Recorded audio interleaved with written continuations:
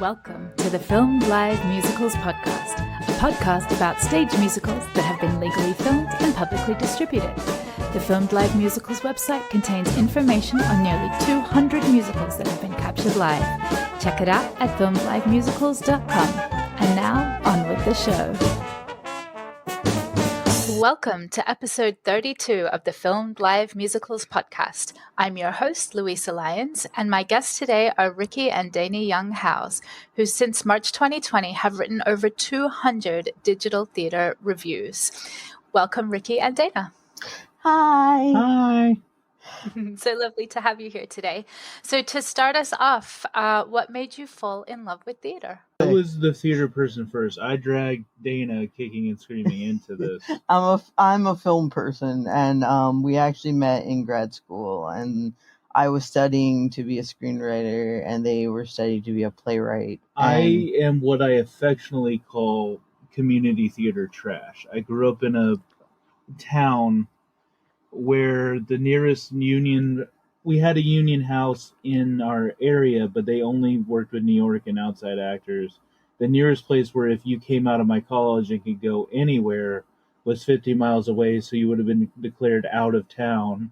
So they hired people from New York too, because if you're going to pay for someone to stay in your lodging, you're going to... So there's a lot of places where a lot of people were coming out of college, but there was no job for them. You would have had to move, and I couldn't move yet. So I went to grad school and said, okay, I'll go to master's degree. I fell in love with theater because I grew up in the church system, and there was church plays, and I was always enthralled by them. And I grew up, and I went into college, and I just dived into it. I did a lot in high school, and I just loved that aspect of it. And so I came in to a grad program at Hollins University with the MFA playwriting. My second year, I met them. Mm-hmm. They threw bottle caps at me.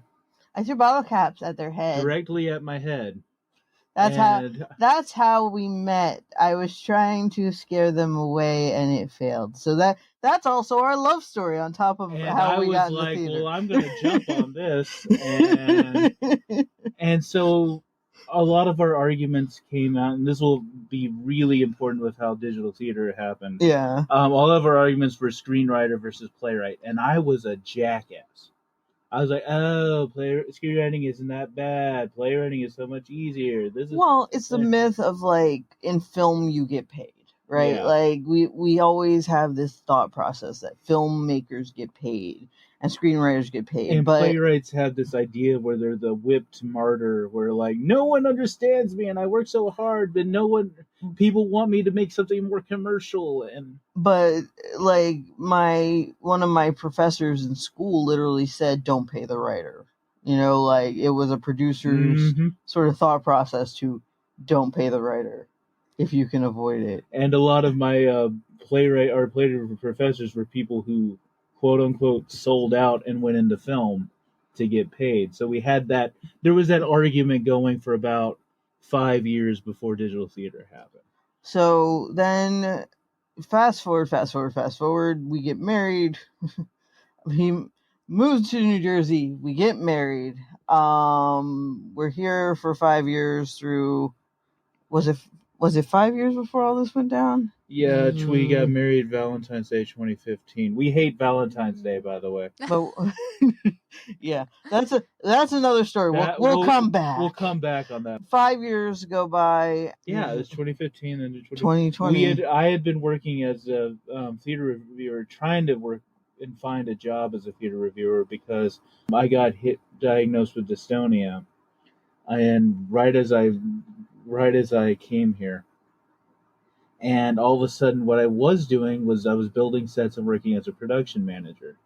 That was my trade. I was going to be a playwright, and then I was going to be able to get a lot of gigs as a production manager, maybe a general manager for a building. And that kind of flew out the window because working with power tools, became very hard. My hands and my legs just were not working with me anymore. Can you explain what dystonia is? Dystonia is, I always put it as like your brain is pushing buttons on your muscles that you had before. If you've ever seen someone who in physical therapy gets hooked up to a TENS machine where they hook up these electrodes to them. The fake pregnancy machine you'll see on guys, or like the fake. You'll see guys putting these they'll be strapping these electrodes to their abdomen or something to like, what's the word I'm trying to say? To imitate the feeling. Yes. To imitate the feeling of the cramps. I don't need that. My body does that naturally. It tenses and like spasms the muscles of my hand. Like right now, you'll see my hand is like curled up, and all these muscles are tense and they're curled up and they're just shaking, and that's my everyday. Like, it's usually associated with Parkinson's disease. If you see Parkinson's disease and people's hands are curled and they're shaking, that's dystonia. And also, one of the most common forms of dystonia, the writer's cramp, is it just you have one bit of muscle that keeps cramping up because you've been using it so much. Well, what I would say is like it's a writer's cramp in your entire body, or entire hand, or my neck. Anyway, it became to the point where I liked designing, holding a pen and just designing, be different. The only thing that it came to the avenue, the only way I was still going to make a career in the arts was through writing, because I can write like nobody's business. I can churn out a lot of content, and I can sell like nobody's business. Well, then I fast forwarded too far because we started doing theater reviews in 2016. Then we started. Okay. Then we go into 2016. We started doing theater reviews in person. We started trying to get a hold of local theaters. We reached out to local high schools, middle schools, community theaters from New York, touring companies, trying to find people who were doing the work and just reviewing everything at the same level. One of the things we pride ourselves on, and we still try to do, is like, we don't care whether it's middle school or professional. We review them at like, okay, you are a professional, you are doing theater, we're going to treat you like you're doing theater. And I think that's good for kids, especially. Like, and that doesn't mean like we're like mean, but it does mean that like we're very honest, like, about what they can improve on, what they could do better. And that worked out for a while, from like 2016 to the pandemic. Right before the pandemic hit, I was dealing with my own disability. I have ankylosing spondylitis, which is an autoimmune disease where the bones of my spine, there's so much inflammation. It's like the bones are scabbing over with more bones to fuse together. That's the oversimplistic explanation. It's basically a very strong arthritis of the spine. So I needed new medications. I needed new everything. And I mean, I say this, I wasn't diagnosed till December 2020. So I'm still getting ahead of myself. Like, at this point, we're still dealing with what we thought was lupus. So like, I'm taking medicine every day.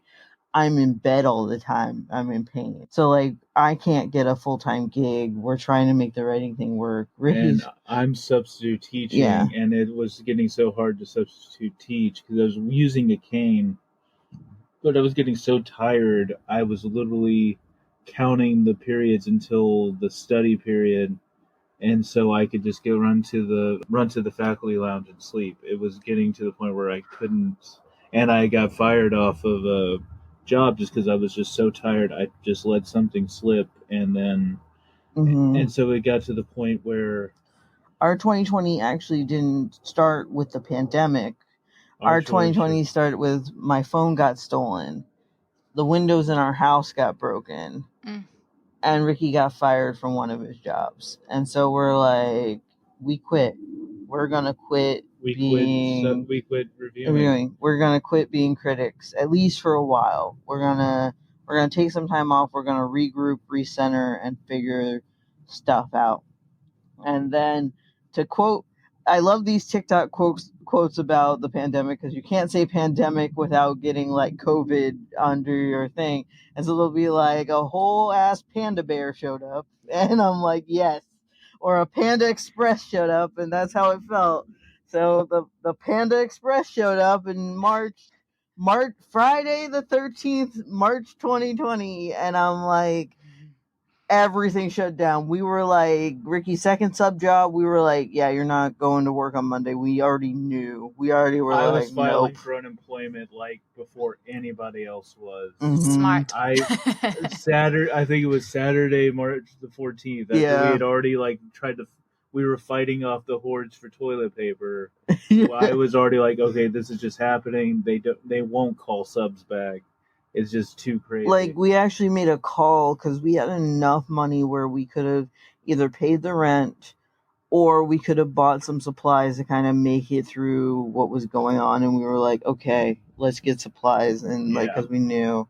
But what got us fully started was our friend Katie Willow, who... Oh, before you go into that, I want to rewind a little bit. When you were reviewing pre-pandemic, when you were reviewing in-person theater, can you talk about your process? Because clearly, folks can't see you; they can only hear you on the podcast. But I can see that you have written about this, that you like think with one mind, and I can see you riffing off each other. It's really fun actually to watch. But I'm curious how your writing process, and given your different backgrounds of film and theater, how did that come together when you were reviewing in-person theater? Crucible. The Crucible. Okay, we're still together. I can say we've reviewed the Crucible twice, and we both know which Crucible we're talking about. Yes. I was the one writing alone. Kinda. Writing alone. And what would happen is I lied to people that said Dana is my social media manager, because Dana is the boss social media manager. And so like we would be doing live tweets and a lot of stuff like that, where Dana was incredible at that stuff. Theater live tweets, by the way. More theaters need more to do shout that. outs to all theaters. Theater live tweets on your previews. Call us, we'll be in. That's an awesome thing to do. Anyway, one of the things that I would do is I would be writing my notes for the viewer thing, and Dana always would have a note on her phone going like, make sure you put this in. And I make sure that. And then one time we were watching The Crucible. This was the first time we were watching it.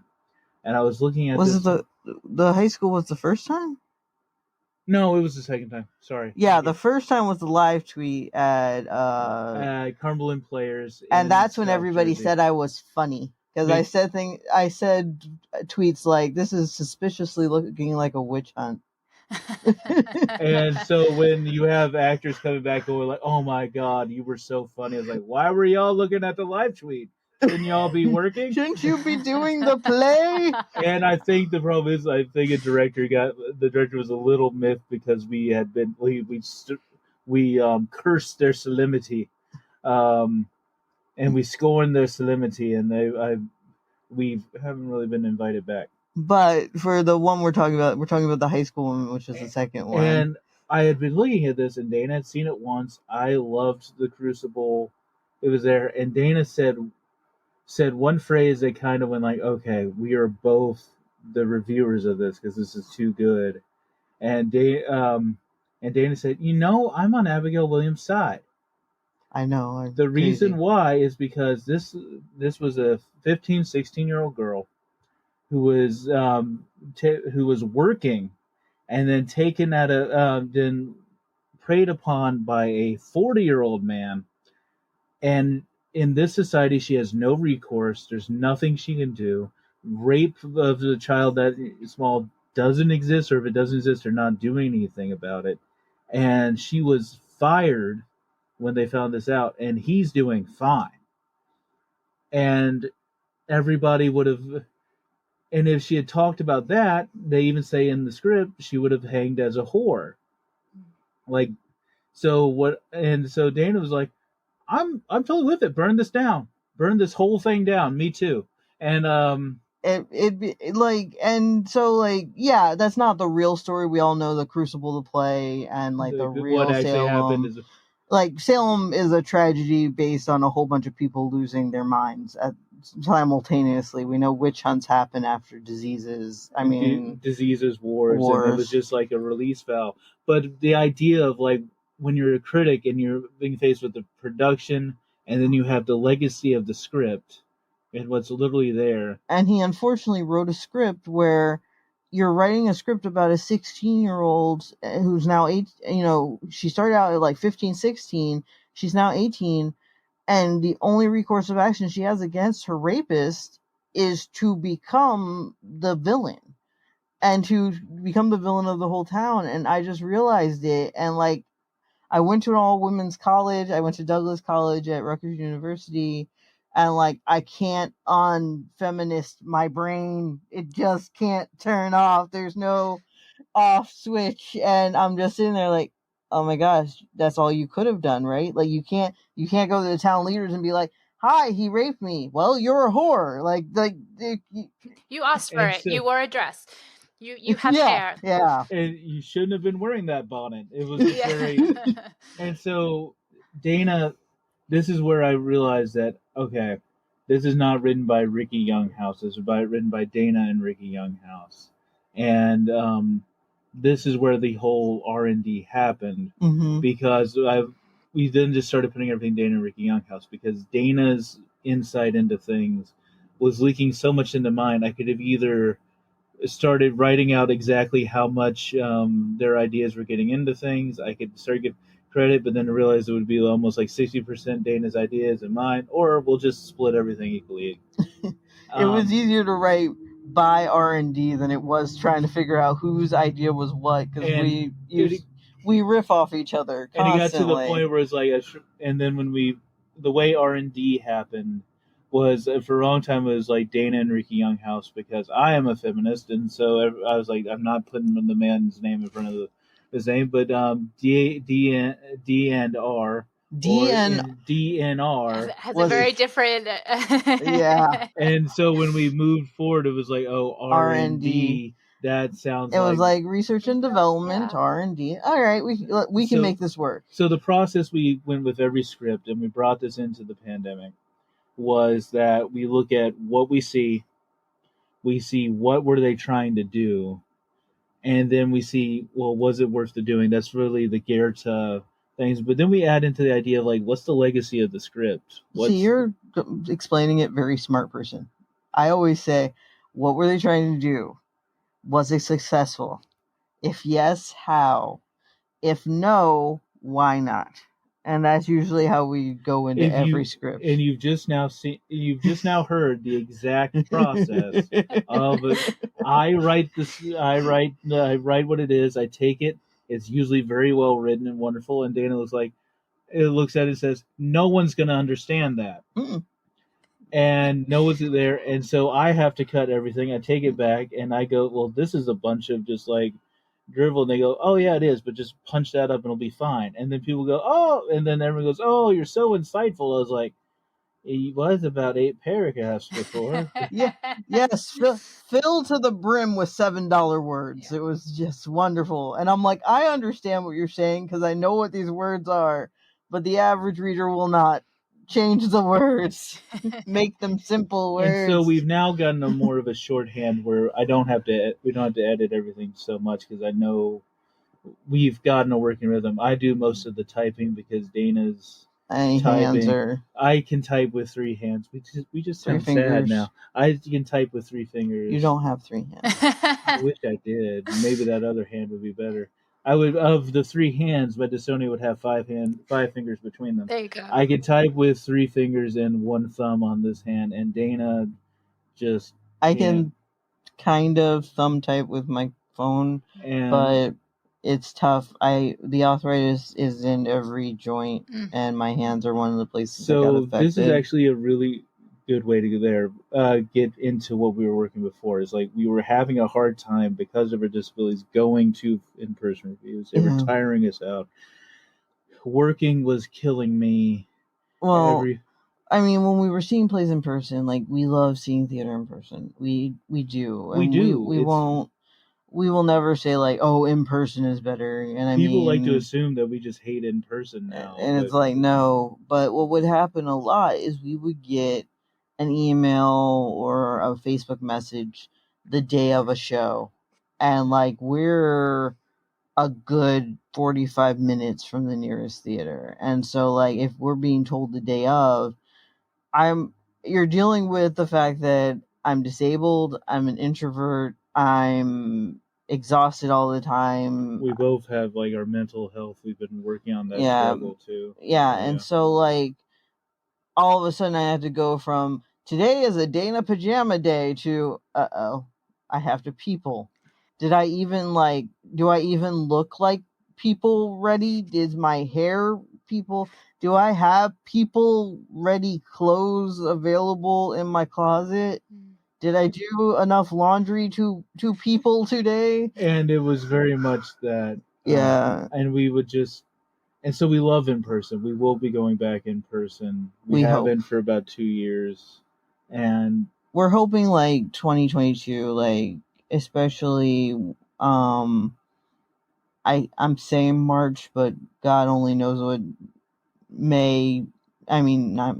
what New Jersey February, March will look like, but we'd like to go to New York, and like we have a bunch of friends up there. We've just made a lot of new connections. We'd love to see them. Spend like a weekend and just like see as many shows as humanly possible. Okay, I think we've now laid enough groundwork. Are you sure?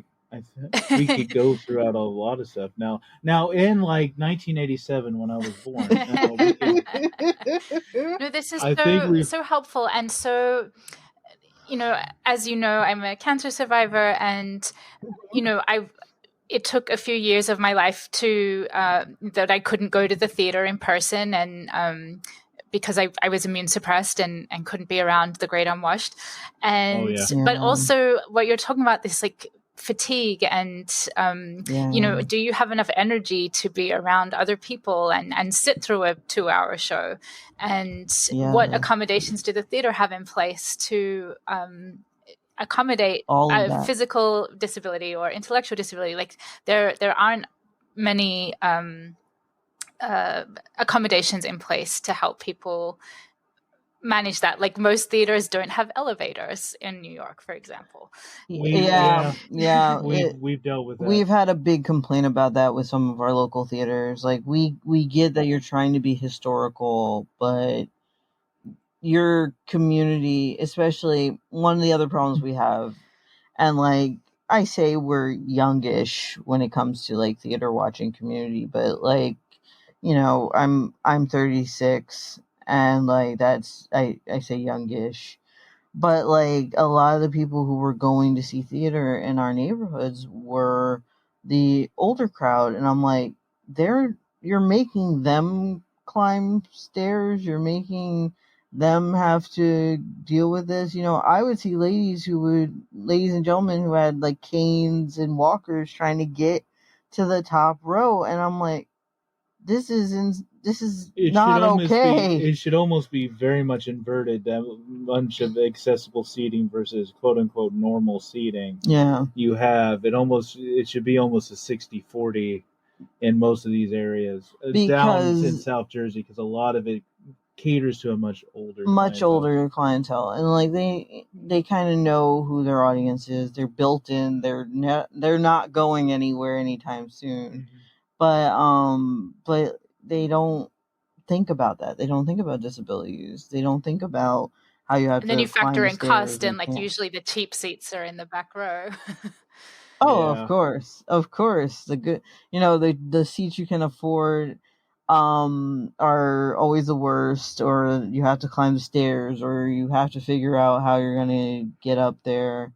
And like, so for us, and another thing that was killing us was the financial, like gas. Like we weren't paying because we're critics, but we were paying in gas, in food, like, because we would be like, okay, are we going to eat here? Are we going to try to eat on the way there?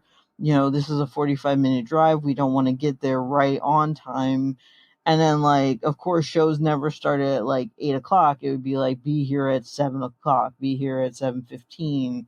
And then the show would still not start till 8:00, but you had to be there at 7:15 for the preview. And it was a lot. And it took a toll on me emotionally. Like, I got to a point where I think I was crying. Like, wasn't I? Like, there was a point where, as we were having to go near the Camden side, near Pittman, New Jersey, where it was getting to the point where just to keep our brains working. We were overdrafting our cards just to get it done. So this unpaid writing resume where we were trying to make a living, breathing resume to show people that like there is theater here. You can come sponsor us. It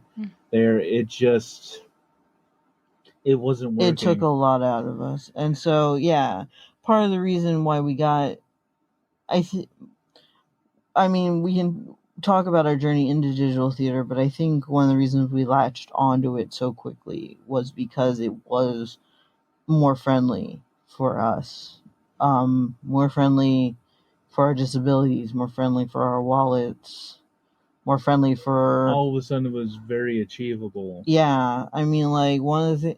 I mean, we don't do this anymore, but, like, when we first started and we went to Cincinnati Fringe, which was our third... It was our third digital theater thing ever. We went from watching one film stage performance that was Katie Willow Coleman's Helvetica at Woodstock Arts in Georgia. And that story was just simply like they were about to go up, but Friday the 13th happened, and so like they recorded. They had to rush. They were basically racing the lockdown orders to get it in and like salvage. So they recorded one of the rehearsals actually, and it just worked out that it was really good. And we're like, hey, we know the director. She's a friend of ours through Hollins. We know the playwright. Can we come in and review this for you? And they said, hell yeah. It was very much they were friends of ours from Hollins. We knew them. And then the second one was very much, that was our first Zoom theater experience. That was our first like baptism into digital theater. And we knew from the very beginning, I knew at least that I was like, this is amazing. There's a lot of potential here. I almost like, can we not go back? There's probably the only one there. There are a lot of people will like crap on Zoom theater, and I'm sitting there like,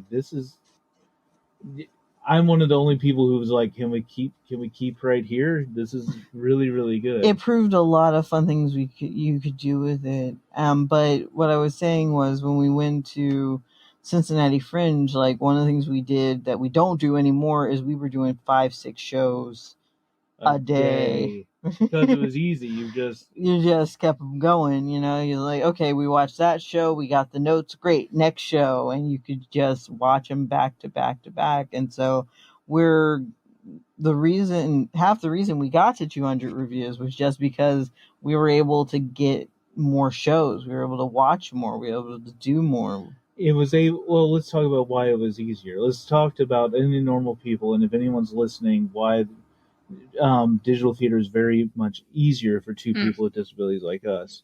I can watch them laying down. Yeah. We've watched many a show lying down in our jammies, and that's the only position we can get in at that point. We're in our house. We didn't have to travel. Like our idea of the concessions run is we have a Wawa next to us, and we'll sometimes, like in between two shows, we would have gone and grabbed dinner, or we'd have this. But we're not going 40 minutes out of the way. It's usually to the corner store and back.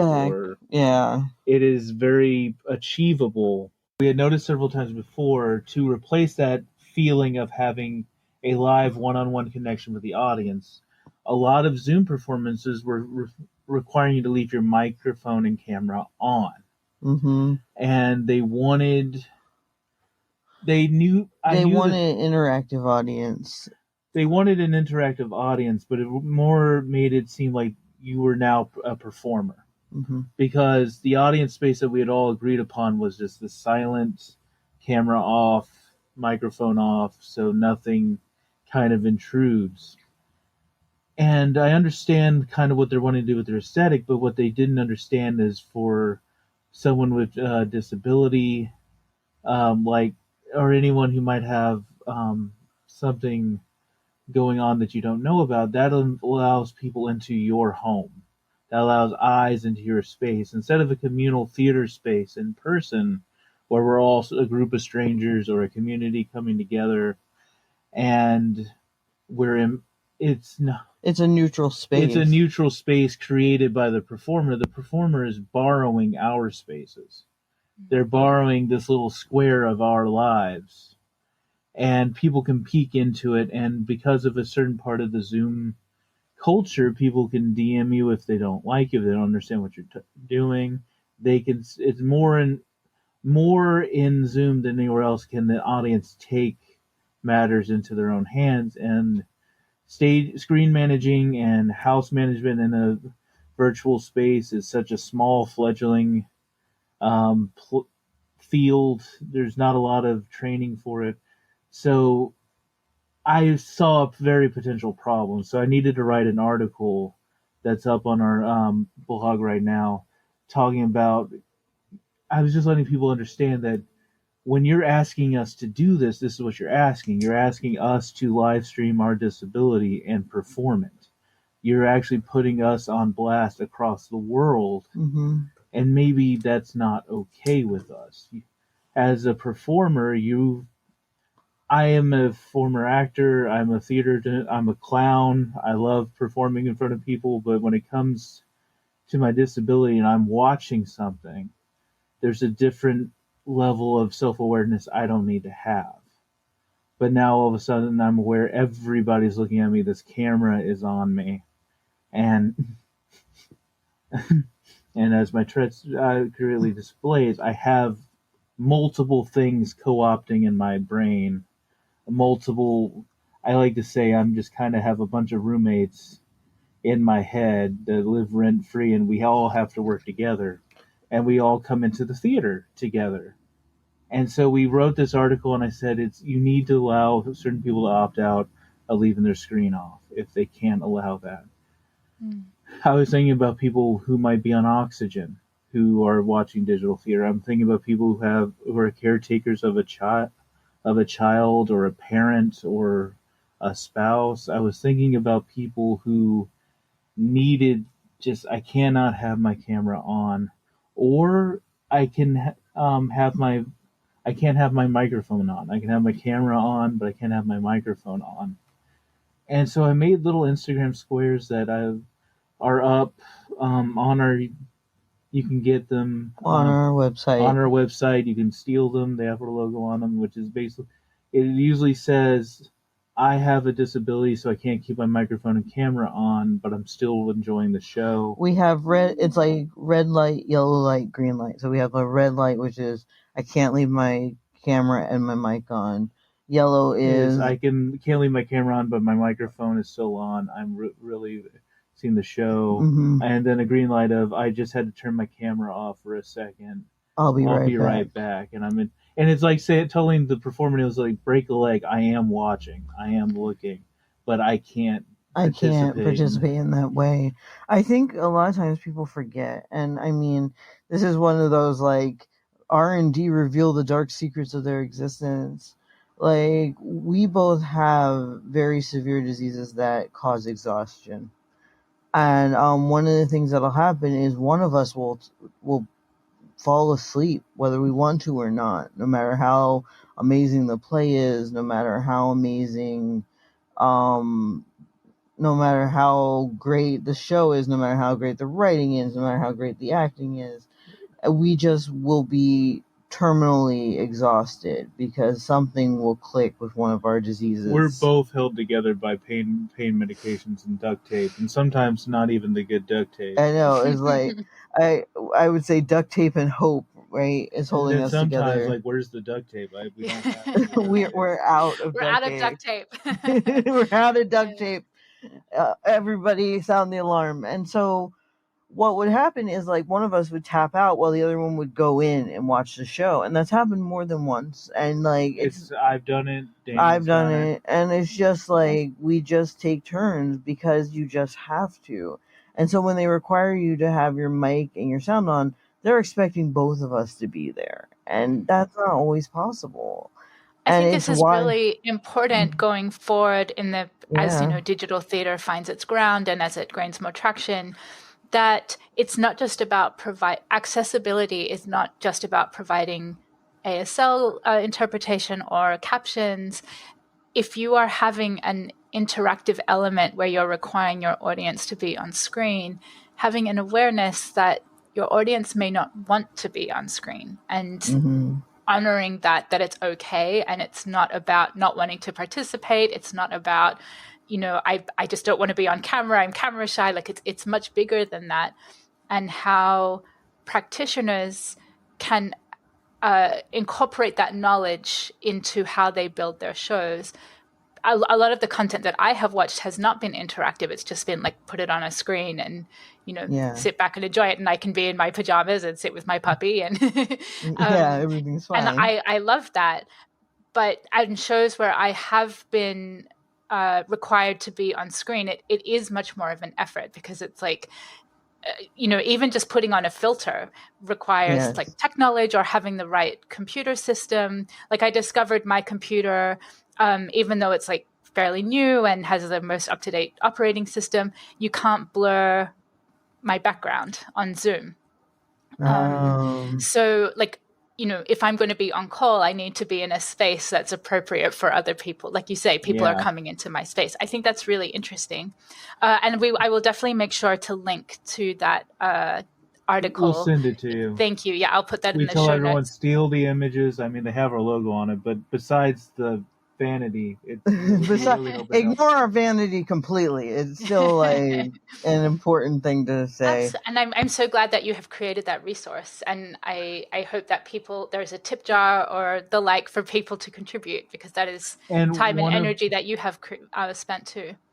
We have a coffee, and we'll put that too. And what we've noticed is that the performers actually embraced it very well. One of our one screen manager of the year in the Young-Howze Theater Awards last year. I shared them with her, and she had been a screen manager for multiple shows around the world, and she said, "Yes, I need this because it's the Wild West out here."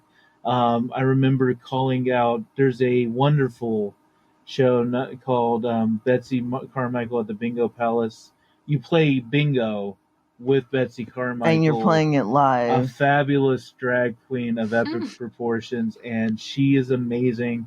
I've talked about how she would call out people who didn't have their cameras on there, and I talked out, and she immediately apologized, said, "I'm going to work this in camera." A lot of people are very happy with it, and that's where criticism is actually taking a wonderful. Criticism for digital theater is taking this wonderful term where a lot of people said we're making it a dialogue. They are just trying stuff and throwing shit at the wall, hoping it sticks. And a lot of critics there's been a lot of critics out there who've been now started talking about it. But then I think we're the only critics besides maybe Wonder Sue where people said that we're actually bringing back to the conversation, making this a two-person conversation. And this speaks also to the importance of having critics who aren't just cis able-bodied white guys.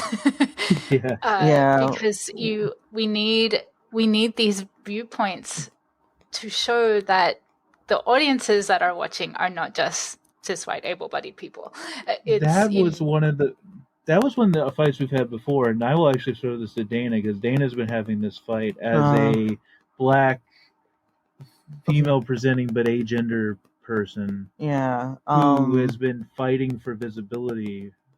One of the things I get a lot as a theater critic, and it especially as we got into digital theater and we got more broad, and I've heard this from other theater critics, I've heard this from theater makers, I've heard this from every level, is that, oh yeah, there are so few black critics, there's so few BIPOC critics. I can't make it to every show. I would hear BIPOC critics saying, I can't make it to every show. We could share information and you could see some of them. And I'm thinking to myself, oh my gosh, like for some of the creators we know, I'm the only black critic they have ever met. And that we've seen so many black shows thanks to digital theater. The BIPOC community really stepped their game up with digital theater, because they found that they didn't have to wait for gatekeepers to tell them yes or no or anything. Like, they were just like, I can put up a show, you can't stop me. And it was just shocking that, like, they hadn't had reviews from Black critics before. Absolutely. They didn't have people who understood, like, the culture or understood where they were coming from. And that is so frustrating to me, because I'm like, there's only one of me, and I want to see as much BIPOC, much Black creator stuff as I can. I mean, I've actually made a point where, like, I intentionally seek out Black shows, but it's like it's never enough, and it's so heartbreaking that there are so few. And I mean, and it's not just theater and digital theater, but it's like, it's film. Talking about Captain Marvel, and how most of the critics who reviewed Captain Marvel were white men, and, like, they just didn't appreciate a woman-led project. Same with the Eternals. All the Eternals reviews are really negative. Why? Well, because there's nobody who looks like the cast reviewing the film, and so you're like, maybe there's a problem here. Yeah. And that's why we've gotten I'm going to say the word militant, and I'm actually very militant about, we make sure we recognize Black artistry, and we make sure, a lot of times we've had to pull back and say, okay, we can't be chasing everybody.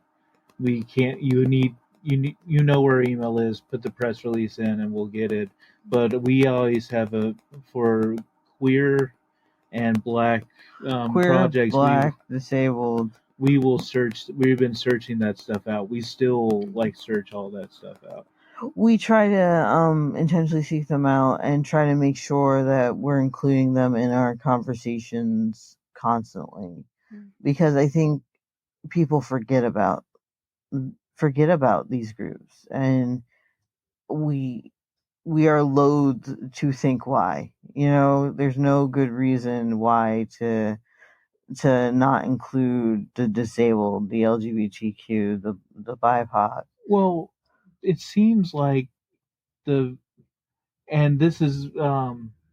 seems like to me, the more we search it out, the more we find that these bigger corporate theaters, the reason why they're invisible is the bigger corporate theaters act desperately like they want to add in accessibility, but every time we're trying to talk about them, they keep on picking projects that seem like they don't need that kind of thing. We're so glad that after what's happened this year, people have added more representation in places, but every working BIPOC artist, disabled artist there is still hustling like they're looking for work, haven't we? We've noticed that a lot of the projects we review on that site are still independent. It doesn't really do you any favors if you're going to pick a show that's traditionally white and just put a Black lead in it. That doesn't change anything. I know you focus mostly on film musicals, which are classics, and yes, there is something to say about having a Black alphabet. I'm saying it right? Mm-hmm. Yeah. I'm like, the Wicked fans are going to kill me. But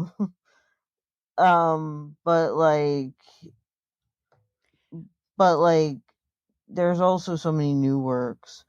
I think we kind of bounced around because one of the things that's kind of funny is we were talking a bit about how we started, and we said we started with a friend, and, like, our second thing was also a friend. Our third thing, and from then on out, was I used to be a review blogger, which is basically me just getting on my computer, finding a brand's PR, press, media, email, whatever I could find, and saying, hello, my name is Dana, here's my blog, here's what I do, may I review your product, here's what it'll do, stuff like that. And so I've written more pitch emails, hundreds in my time, and, like, I stopped doing that probably No, 2015. I stopped doing that. Yeah.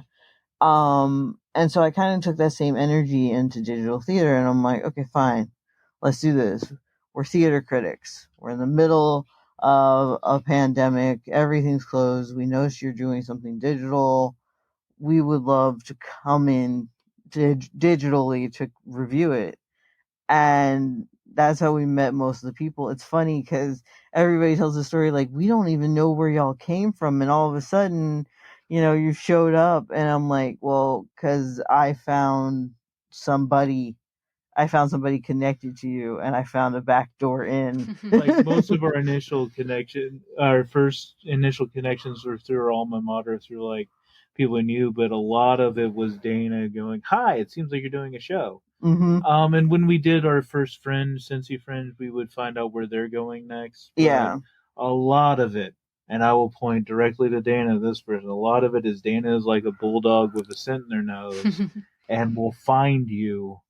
If you think you can't be found, Dana will find you.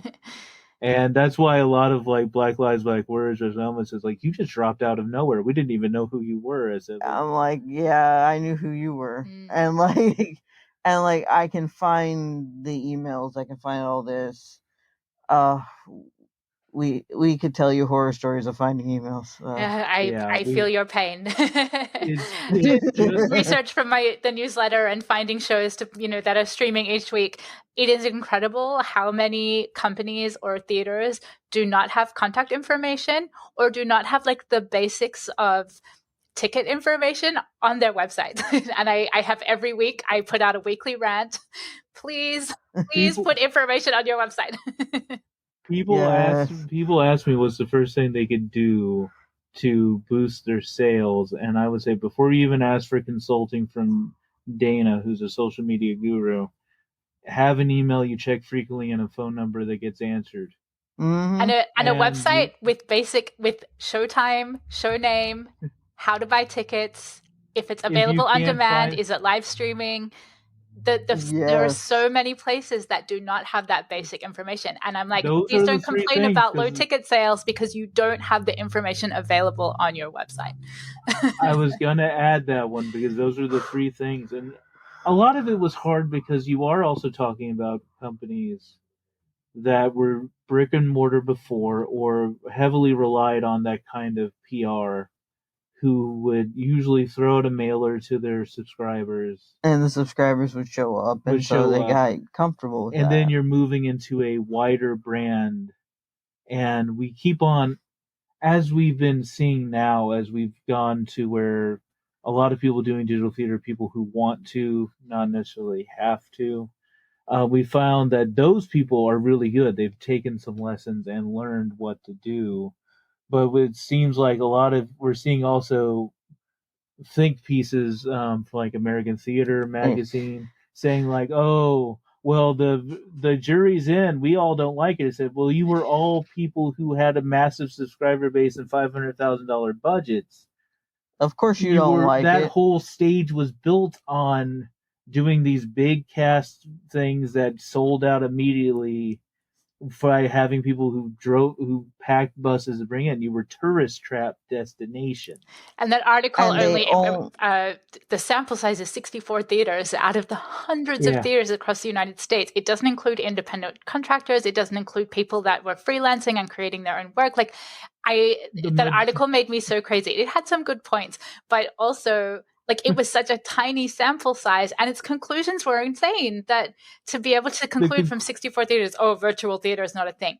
No, I'm sorry. The majority of our people who have been reviewed by us twice, or I'll even say once, were small groups of 2 to 4 people making something from Panic. We follow a lot of fringe arts, but even are up in New York off Broadway. Stuff like that.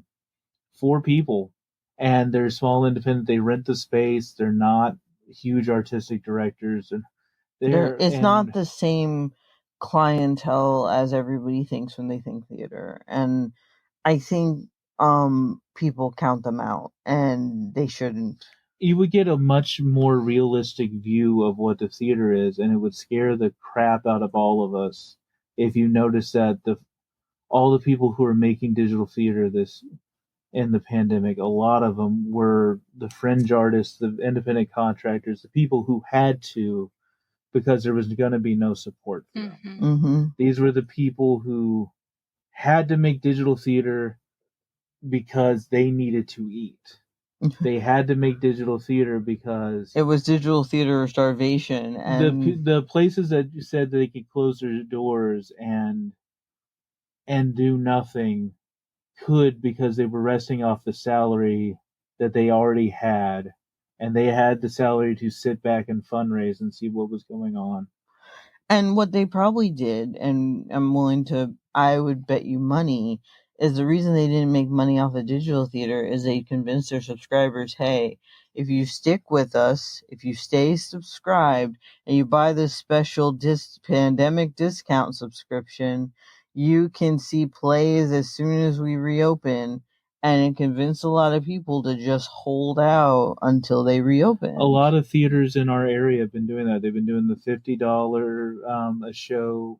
They've been doing the $50 season tickets. They're doing these rush tickets. They're selling them like they're going out of style because they didn't do digital theater all throughout the year. Yeah. They're reaching back out to a subscriber base, doing shows that they know will drag people in, doing shows that they know are a guaranteed hit.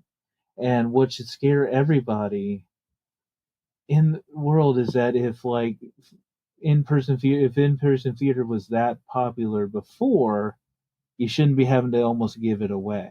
Yeah. And I think that's why a lot of people who pan digital theater, who say it's not real theater, is like, well, real theater's in trouble. Yeah. Quote unquote, real theater's in a pickle right about now. We've gone toe to toe with people who have said like, oh, digital theater isn't theater, digital theater isn't this. And I mean, you've read our article. Because that was Dana's idea 100%. Let's talk to them about what the actual... Pancakes and waffles. I love this so much. This was why I reached out to you. This fantastic article. Please explain for listeners who haven't read it. And I will. There's this. The show notes are going to have a lot of links. But please do share about this fantastic analogy of pancakes and waffles. There'll just be links all throughout. Pancakes and waffles was actually something I had in like a late night rant. Like the best worst thing about being married to your business partner is that like there are just some times where you're in the middle of the night and you're like, oh my gosh, this is so stupid. Honey, wake up, I have a thing. I have to tell you something. And Dana will start wondering why I'm writing stuff down. And I'm like, did you not hear this? Because all of a sudden. But I was like, it's pancakes versus waffles. This is all this is. It's the dumbest thing I've ever heard in the world because everybody keeps comparing digital theater with in-person theater, and it's just a matter of preference. It doesn't matter whether or not you like digital theater. It's not going anywhere. It doesn't matter if it doesn't change your in-person theater. In-person theater isn't going anywhere because you have digital theater. In-person theater is not getting hurt because there's digital theater. So it's the equivalent of saying, how dare you like waffles? I want my pancakes. How dare you? And so I'm doing this whole rant and like I'm ranting and raving about pancakes and waffles and how like that's exactly what digital theater and the digital theater in-person theater debate has become. It has become like, oh, digital theater's not working. Why? Because I hate waffles. And it's like, no, stop. Yeah. Like, you don't. Some days I'm going to want pancakes. Some days I'm going to want waffles. Another day I'm going to want pikelets.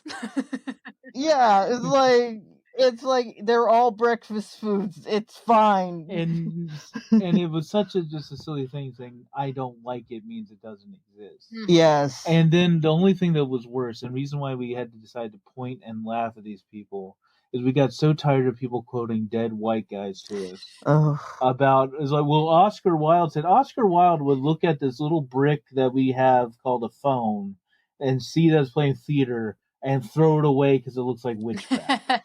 So we just say that Shakespeare would be so mad that people with vaginas are playing as female roles. They don't care. Digital theater is so far advanced to them that it would be below their minds. And even like the most, and the one little academic thing, the most of our theater criticism about what theater criticism came to be was left around the 80s, well before teleconferencing was a thing. Yeah. And we just stayed there and never went forward. And so it got to a point where none of this was all a hypothesis based upon never breaking that mold open and trying it again. Well, I mean, like, I'm a film person, right? And like, one of the things that bothered me is film has always been theater's little sister. You know what I mean? Film came about because of theater. A lot of the first film actors were old stage actors. Like, this is something I argue with filmed live musicals, is that the very first thing we pointed cameras to were performers, were vaudeville. The first shorts were vaudeville acts. So yep, exactly. We've been filming theater since the beginning. Yeah, exactly. And so when people talk about film and theater like they're these two different species, it's like, no, they're the same family. They've been related to each other this whole time, and digital theater is just their next youngest sister, you know? And like, in a way, not even, right? Because like you said, we've been filming vaudeville, we've been filming theater. As long as there have been cameras in theater, we've been filming. You know, I grew up on the 1970s live Peter Pan with Kathy Rigby. No, which one was Sandy it? Duncan. Sandy Duncan as Peter Pan. And I do like the Rigby performances. Those were amazing. Of course, and so like I had that on VHS as a kid, and I am an evil child who didn't clap when Tinkerbell died. So that's how you know I'm a terrible person. But this conversation just took a turn. It's a U-turn. But like I remember watching that, and I remember thinking, oh, this is a musical. Like, it didn't occur to me that like this is now a film. Like, it never like hit that part of my brain that like, oh, this isn't a stage. This isn't a musical. This isn't one of the ways I tried to describe digital theater, and this isn't even a fair description anymore, was that digital theater was a bit more flat than a movie would be. A movie tends to do the eye of God and does the 3D kind of like where the camera is now the eye of God and you can see everything. Whereas a filmed play tends to just look at the play and look at what's happening. And yeah, they might do close up of the actors' faces and close up what's going on, but it's not about being the eye of God, it's about being the eye of the audience. Yeah, it's the audience's eye. We've always say is there's always been this handshake deal that the camera is the tool of the audience, not the director in digital theater. Mm-hmm. Now, there's a lot of variances because we actually are saying that digital theater is one of the places where film and theater just shake hands, and you get over your differences, make something there. It's like a group project in school, just make something. Mm-hmm. But we say that one of the handshake deals we've always made is that the camera is the eye of the audience. It's not the eye of the director. And I even say this, and this is coming from one of those jackass playwrights who we've had so many arguments between screenwriter, yes, that saying digital theater is just film is really insulting the film people who went to film school and have their own special things and their own techniques, and then to say that any person with a zoom camera can take that film just take it right away from them is a little insulting to them. And so what I've always tried to tell people is like, just because there's a camera involved, you're not seeing the intricacy about it. And what I say in my own special way that Dana sums up in one sentence, because they do that. I do that. As I always say, theater is a consecration, and digital theater is a consecration in the The artists came together and made a space specifically for the audience. Basically, if the artist decides that this space is a theater, it is now a theater. It takes artists to make the space a theater. And so, not the space. You can't just declare a space a theater and not have artists in it making theater. And it was one of these things. That's the end of story. And there they say that, and then I go like, "Oh, why did I get this Masters of Fine Arts for?" Because because the idea was that all these theaters are shut down. People say you have to save theater. I was like, well, yeah, you have to save theater, but you're not a theater anymore. There's no artists in it. Mm-hmm. There's no save the artist, not the building. Was our mantra at the beginning of the pandemic.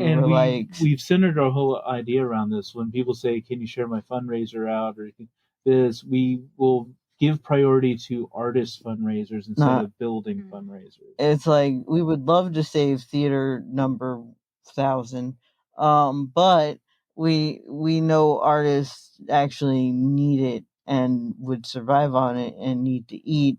The building doesn't need to eat. And then we were doing a digital theater workshop for the Women's Theater Festival. Yeah. And we were talking about, we were just talking, we said that it should be this thing where if you don't feel safe, maybe theater's not theater. Where it's like theater is an act of consent, not the place. It's an act of consent. It's an intentional thing done by the artist. And if one artist is not feeling safe doing what they're doing, or they feel marginalized, or maybe they can take theater back and say, well, this isn't theater.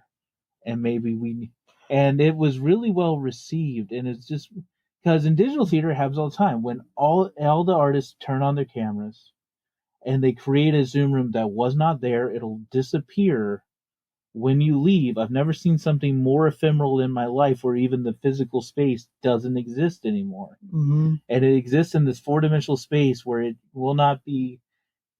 cannot be put that same way again, because there's audiences in Iceland, there's audiences in there, and even when you film it, it is more of a you're not looking at all the audience, you're not looking at all the thing, you're only looking at the performers. You can't recreate that entire feeling again. Yeah. And then you say that's not theater, but you'll go to a building where they might be asked to work extra hours. You're asking where you're not looking at safety, where you have a huge problem, especially with IATSE and other artists, where you have a problem where they might be marginalized because of the way they look. People with disabilities have been frequently pushed out. Artists with all kinds of different things have been pushed out. If you have a family, you usually had to make choices. And for some reason, you're bringing all these people together with the idea that if you don't come to this place, you won't be able to eat tomorrow. And somehow that's theater. But not this other place that was made by mutual consent. This, because of the building, is theater. And it just didn't seem right to me. Dana certainly doesn't. Well, because people say theater means the seeing place. And I think people got hung up on place being a building. Right? Physical, but in-person space. And to quote Roger Q. Mason, theater is where we see ourselves. Or did I just take your... I wasn't going to say quote Roger, although that is a good quote. I was just going to say, like, the problem is that any space can be a singing space if you declare it as such. And I think especially for the BIPOC artists who were like,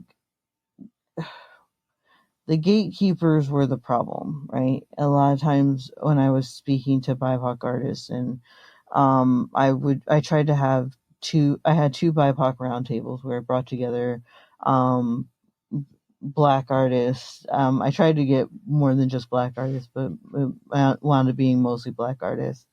And I asked them, I'm like, does digital theater feel more free? And it's like, yeah, I don't have somebody stopping me. If I want to do a show, I can just do it. I don't have to go to the building. I don't have to go to the person. I don't have a theater telling me that this won't fit with their audience ideals, or this won't fit with a mainstream audience, or having to rewrite my work to fit something that'll work with their audience's aesthetic. And I think for that alone, digital theater has paid its dues. What do you think will be the future of digital theater? Oh, that's a can of worms. Woohoo! This is where you'll have to stop me because oh no. I think the future of the theater. There's a lot of places tapped where we've seen bits and pieces of what are like the future in summer work. I'm thinking like Lighthouse at the End of a World. I'm thinking about there's places where you that went even more into this once in a lifetime effort. Where Light at the End of the World was they worked on it was a choose your own adventure play, and so you could kind of click around. Yeah. And you could click around and kind of pick how what stories you saw and what order they would be in, and that was really cool. And then there was a play that I loved so much, but it was based on an artist trying to do a listen party where the audience had to supply the album, but he was telling the story about losing his brother, coming back, and so he would pause, and you would have to play the album on your own time. So now that's something where the audience has to bring something into the area, and the audience has to bring something. I really wish that digital theater would move more into making stuff that's more once in a lifetime, more it's up and on moment. You'll never get it back in that on part again. Lighthouse in the World was made by the No Theater of Cincinnati. My review of that was kind of harsh because they had they tried new tech and it just wasn't working. But even I had to admit that this is one of the most amazing things I've ever seen. If they could fix the way that we can click through everything. The Jackson C. Frank listening party that was done. I'll link to that, but that was an interesting one. There's a lot of ones that I wish that they would push towards the ephemeral.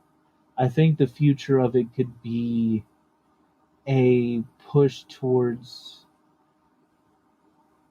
I wish that they could.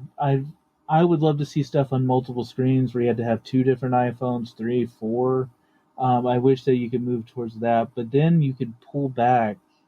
And I wish that the future was about more like what we've seen with recently over Halloween with Brig, where an independent artist wrote this is Jeremy Motes, wrote a horror movie, one of the this horror solo show, and shot it in 10 days, put it up in his own website, and just made it for donations only. And it was one of the creepiest things we'd ever seen in our life.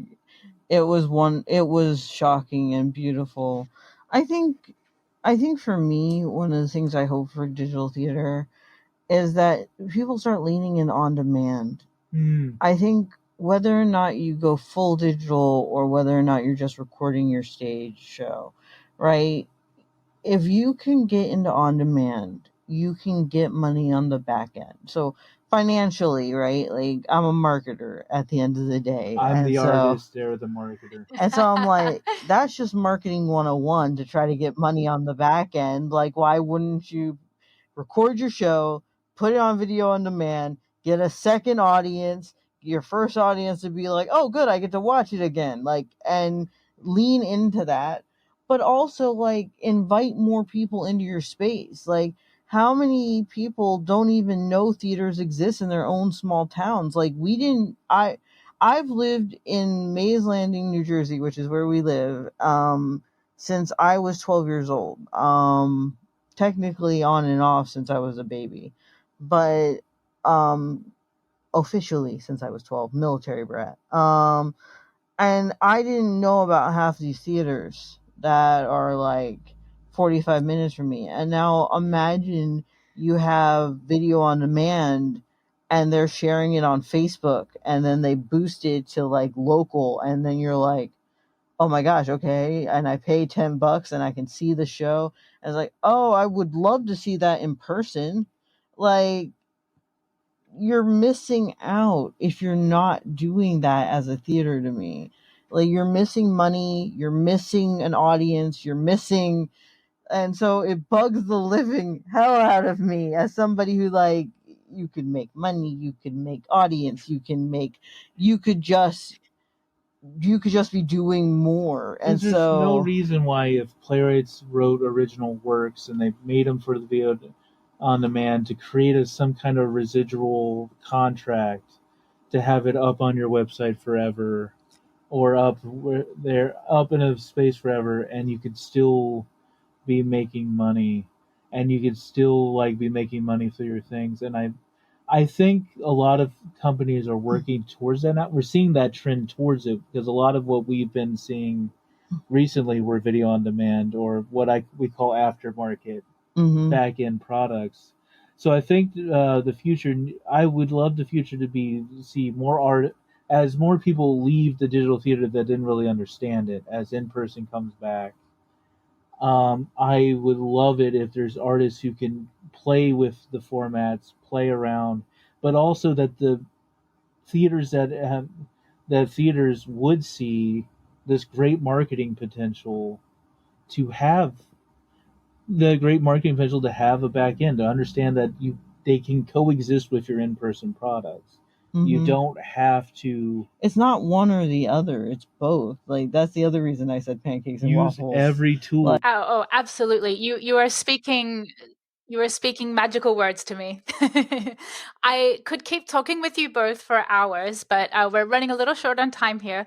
So I have a series of quick questions, which I ask all my guests. You don't need to think about it too much. Whatever comes to mind is good, and there are no wrong answers. So to start off with, what is your favorite musical? Jesus Christ Superstar. And my favorite musical is Gypsy. Oh, awesome answers. What is your favorite filmed live musical? Ooh. Oh, man.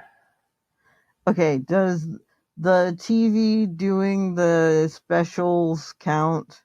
Like, NBC Presents count? Sure.